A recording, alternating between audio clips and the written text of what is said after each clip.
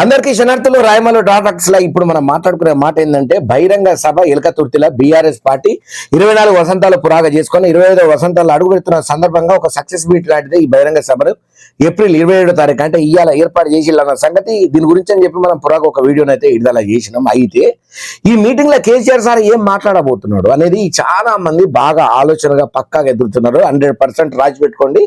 KCR sir అద్భుతంగా speech ఇవ్వబోతున్న మాట గట్టిగానే వినబడుతుంది. ఇది రాజకీయ వేదిక కాదు, ఓన్లీ ఇది బీఆర్ఎస్ పార్టీ వ్యక్తిగతానికి సంబంధించింది ఒక సక్సెస్ సభ లాంటిదని చెప్పి కేటీ రామారావు సార్ రాజకీయ సభ కాదని చెప్తున్నాడు. కానీ ఇది 100% ఒక రాజకీయ సభగా మాట్లాడడానికి, ఎందుకంటే అనివార్య కారణాల వల్ల అనుకోకుండా అనువంటాడు ఏదన్నా సభను పెట్టి మీటింగ్ పెట్టి ప్రెస్ మీట్లు పెట్టి మాట్లాడితే అబ్బో వీళ్ళు ఏదో కావాలని చేస్తున్నారని అంటారు కదా, కావాలని ప్రెస్ మీట్ పెట్టి అని చెప్పాలనుకుని చెప్పిండని అంటారు కదా.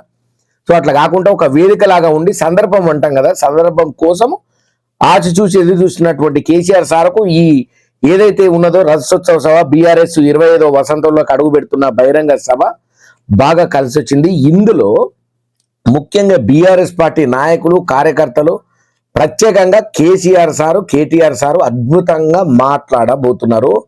అసలు రాబోయే రోజులల్లో కేసీఆర్ సారు మైండ్లో ఫిక్స్ అయి ఉంటాడు.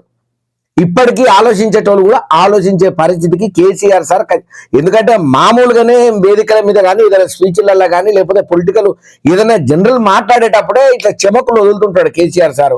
అసొంటిది అధికారం కోల్పోయిన తర్వాత ఎన్నోసార్లు జబ్బలు ధరిసి తొడలు కొట్టి నువ్వు అసెంబ్లీకి రా అని చెప్పి అన్నోళ్ళను సుతం కాదని చెప్పి ఓపిక బట్టి ప్రతిపక్ష హోదాలల్లో కేవలం కేటీఆర్ సారు వాళ్ళు ఈ పార్టీ నేతలు హరీష్ రావు సార్ వీళ్ళు అసెంబ్లీలో పార్టిసిపేట్ చేస్తున్నారు తప్ప ఎప్పుడు కేసీఆర్ సార్ 1, 2, 3 మార్లు వేయండి అని చెప్పుకున్నాం కదా. అయితే ఇవాళ మాత్రం కేసీఆర్ స్పీచ్ 2,00,000% ప్రతి ఒక్కరూ ఆలోచించేటట్టే ఉంటుంది.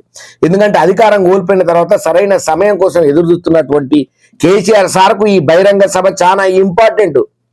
ఇక ఈ ముచ్చట పక్కన పెడితే ఇప్పటికిప్పుడు జమిలీ ఎన్నికలు వస్తే మేము 100% గెలుస్తాం, మా పార్టీ ప్రచారం చేయకుండా కళ్ళు మూసుకొని గెలుస్తుంది అని చెప్పి ఓ పక్కన కేటీఆర్ సార్ సందర్భం దొరికినప్పుడల్లా ఎప్పుడప్పుడు ట్వీట్తోనే ఉన్నాడు.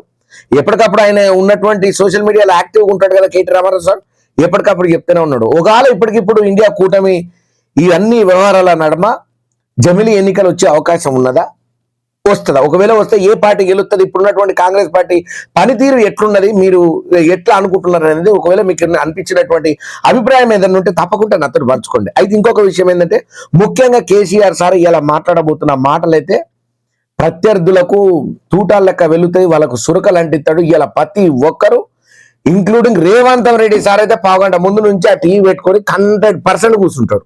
ఎందుకంటే దేశ రాష్ట్ర రాజకీయాలను ప్రభావితం చేసేటట్టు ఇవాళ కేసీఆర్ సార్ ఉపన్యాసము స్పీచ్ దంచి కొట్టబోతున్నాడు.